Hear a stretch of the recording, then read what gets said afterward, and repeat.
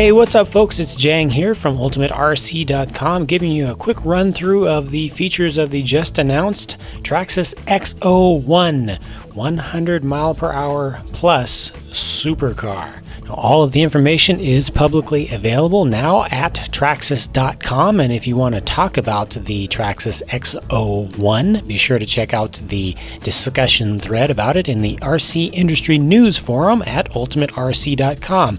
The thread is already blowing up with folks discussing the new vehicle, so be sure to join in. Traxxas is calling this a 1/7 scale vehicle. It is on-road only. It is 27 inches long and between 11 and 12 inches wide. Now, beneath that brand new sleek aerodynamic body that was designed just for this vehicle, what you'll actually find is essentially, I know some folks are not going to be happy that I'm going to be saying this, but I'm just going to say it right out. It is essentially a extended /4x4 chassis. At least the front and rear of the drivetrain are basically from the /4x4. The suspension is also. There are some pretty major differences though. For one thing, this is a true LCG, low center of gravity design with 2 layers of aluminum. It's got an upper deck and a lower deck. The other big thing is that this was not designed to use a 540 sized motor. Instead, this is using something that appears to be about 46 by 80 millimeters compared to the 40 by 74 millimeters of the Castle 2200 kV motor that's used in 8-scale buggies and also in Traxxas monster trucks. To handle that massive power being driven by 2 3S LiPo batteries that are included, they switched to Mod 1 pitch gears, designed a new slipper clutch system, and came up with a new axle system. The new telescoping constant velocity drive shafts are all metal. Now, Traxxas does advertise that this will go over 100 miles per hour, and keeping a 100 mile per hour RC car on the ground and controllable takes more than just a sleek body. Air under the car also has to be managed, and Traxxas has taken care of that with a 3-piece underbody system. There's a main part that has some Venturi channels in it. It also has a front splitter and a rear splitter. Now, the XO is the first vehicle that's being announced with the all-new Traxxas TQI controller system. Now, naturally, this is a 2.4 gigahertz system, but it adds on real-time telemetry. The only problem is that in order to access that real-time telemetry, you need to use an Apple iPhone or iPod Touch, which you attach directly to the base of the controller.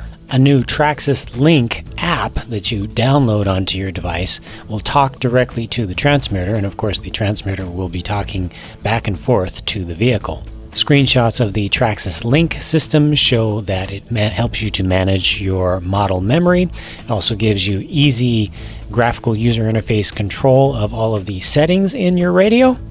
But it does look like the radio does still have the 2 buttons on it, the little red buttons up top, similar to what we saw in the first generation or current generation of Traxxas Link controllers. So you can still program it using the antiquated, kind of rough double button system of counting lights and such. That's if you don't have an Apple iDevice.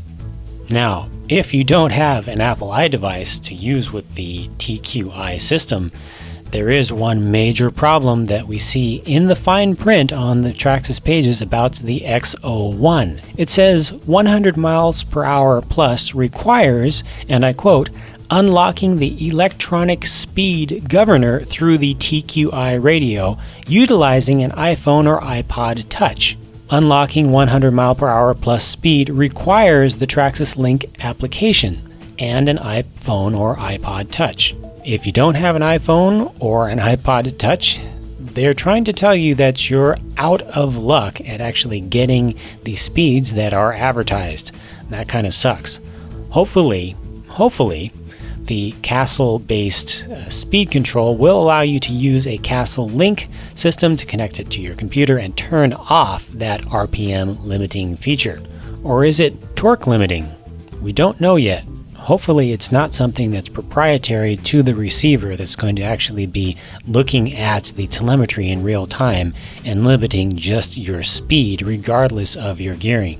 For more information about the Traxxas XO1, be sure to check out the XO1 product pages at Traxxas.com.